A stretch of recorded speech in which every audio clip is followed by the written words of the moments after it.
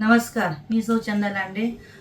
आम्ही महाराष्ट्रातून आहोत, 11 जण आहोत आम्ही टूर पॅकेजवर या ठिकाणी आलो आहोत आणि काल आम्ही पैगापूर इकडे श्रीनगरला आम्ही हॉटेलमध्ये आलो आहोत.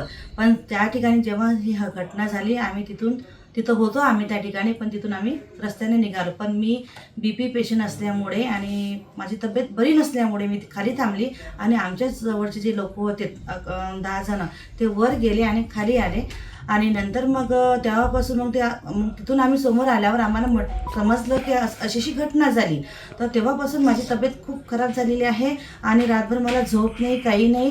आणि इथं श्रीनगरला सुद्धा खूप बंदोबस्त आहे आणि अजूनही सुद्धा माझा BP वाढला. आणि ज्या ठिकाणी हॉटेलमध्ये आम्ही आलो आहोत त्या ठिकाणी जो हॉटेलचा मालक आहे त्यांनी डॉक्टर अनुका विचारलं, मला माझ्या तब्येतीची काळजी घेतली आणि ते म्हणत मी माझ्याजवळचं जे औषध पाणी होतं ते घेतलं. आणि मुलीसुद्धा आमच्यासोबतच्या 3 मुली आहेत त्यासुद्धा खूप घाबरलेल्या आहेत आणि त्या रडतसुद्धा आहेत.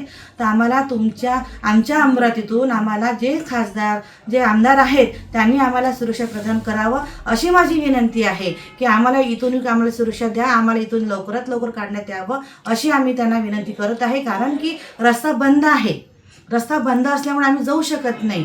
तर आम्हाला काहीतरी उपलब्ध द्यावा आणि CRP झाले, आर्मी झाले यांना आमच्याकडे पाठवा, आम्हाला इथून हलवा अशी आम्ही तुम्हा सर्वांना विनंती करतो.